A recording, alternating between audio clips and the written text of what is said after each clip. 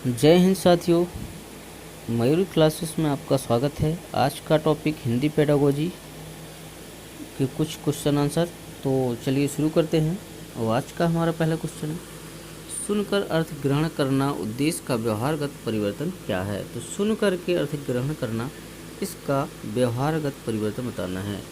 तो इसका ऑप्शन है, छात्र विश्लेषण कर सकेंगे या तुलना करेंगे, या सूत्र सामग्री का भाव ग्रहण करेंगे, या फिर क्रमबद्ध तरीके से लिख सकेंगे।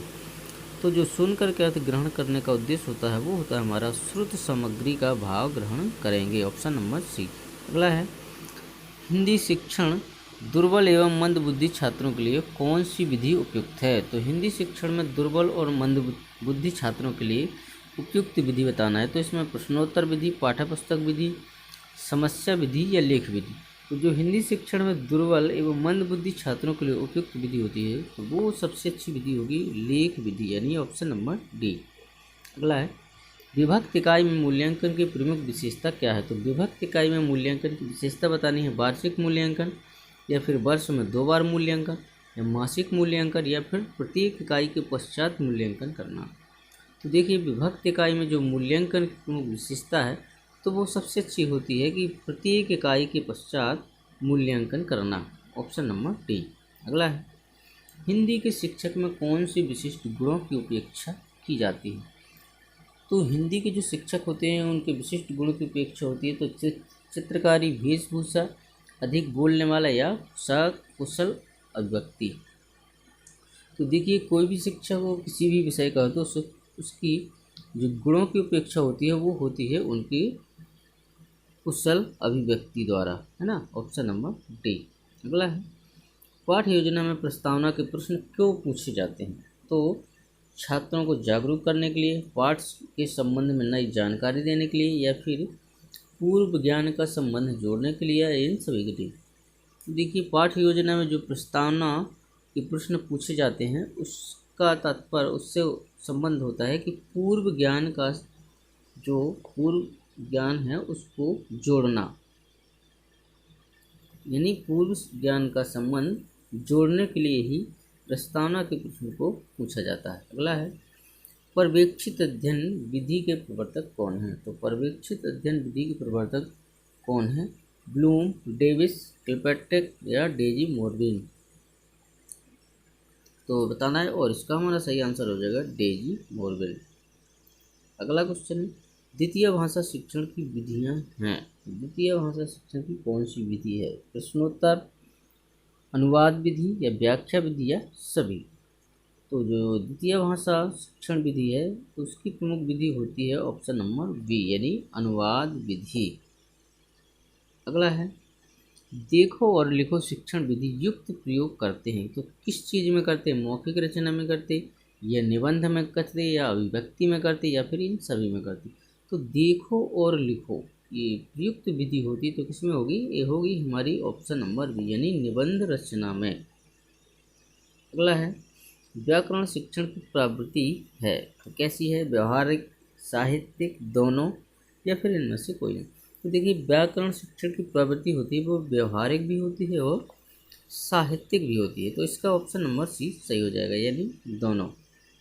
गद्य शिक्षण की प्रभावशाली शिक्षण प्रविधि है। तो गद्य शिक्षण की जो प्रभावशाली प्रविधि होती है वो कौन सी है, व्याख्या विधि है, स्पष्टीकरण है, या प्रत्यक्ष विधि, या फिर इनमें से कोई नहीं। तो जो गद्य शिक्षण की प्रविधि होती है वो होगी हमारी स्पष्टीकरण से, यानी ऑप्शन नंबर बी। अगला है, दैनिक कार्यों में मनुष्य किन 2 कौशलों का प्रयोग सर्वाधिक रूप से करता है। तो दैनिक कार्य में लेखन और भाषण, श्रवण और लेखन, श्रवण और वाचन, या यह सभी। तो दैनिक कार्यों में सबसे ज़्यादा उपयोग जो कौशल होते हैं वो हमारे होंगे लेखन और भाषण। तो हो नहीं सकती, अगर भाषण होगा तो लेखन नहीं हो। श्रवण और लेखन ये भी गलत है, और श्रवण और वाचन। तो ऑप्शन नंबर सी, यानी श्रवण और वाचन, ये 2 कौशल है जो इनका प्रयोग सर्वाधिक किया जाता है। अगला है, रेखीय अभिक्रमित अनुदेशन का दूसरा नाम क्या है। तो रेखीय जो अभिक्रमित अनुदेशन है इसका दूसरा नाम बताना है। ऑप्शन है साखी अभिक्रमित अनुदेशन, कंप्यूटर अनुदेशन या मैथमेटिक्स अभिक्रमित अनुदेशन या सभी। तो जो रेखी अभिक्रमित अनुदेशन का दूसरा नाम है वो होगा हमारा मैथमेटिक्स अभिक्रमित अनुदेशन, ऑप्शन नंबर सी। अगला है सहचर विधि का आविष्कार किसने किया। तो जो सहचर विधि इसका आविष्कार किसने किया है, ब्लूम ने किया, मॉन्टेसरी ने, या फिर मॉरिसन ने, या हेनरी ने। तो जो सहचर विधि है इसका आविष्कार किया है मॉन्टेसरी ने, ऑप्शन नंबर बी, यानी मॉन्टेसरी ने। अगला है कविता शिक्षण की प्रश्नोत्तर प्रणाली को और किस नाम से जाना जाता है। तो कविता शिक्षण की प्रश्नोत्तर प्रणाली को और किस नाम से जानते हैं, व्याख्या प्रणाली, शब्दकोश प्रणाली, या खंडान्वय प्रणाली, या फिर व्यास प्रणाली। तो जो कविता शिक्षण की प्रश्नोत्तर प्रणाली होती है उसको हम खंडान्वय प्रणाली के नाम से भी जानते हैं, यानी ऑप्शन नंबर सी। अगला है भाषा कौशल का सही क्रम है। तो भाषा कौशल का सही क्रम बताना है। भाषा कौशल में जैसे पढ़ना लिखना, बोलना लिखना, बोलना सुनना ये तो सही नहीं, लिखना पढ़ना सुनना बोलना, या फिर सुनना बोलना पढ़ना लिखना, या बोलना सुनना पढ़ना लिखना। तो इसमें से भाषा कौशल का जो सही क्रम होगा वो होगा हमारा ऑप्शन नंबर सी, यानी सुनना बोलना पढ़ना लिखना। और आज बस इतना ही। और मित्रों कैसा लगा तो आज कमेंट और लाइक के माध्यम से ज़रूर बताएं। नए हैं तो चैनल को सब्सक्राइब जरूर करें। धन्यवाद।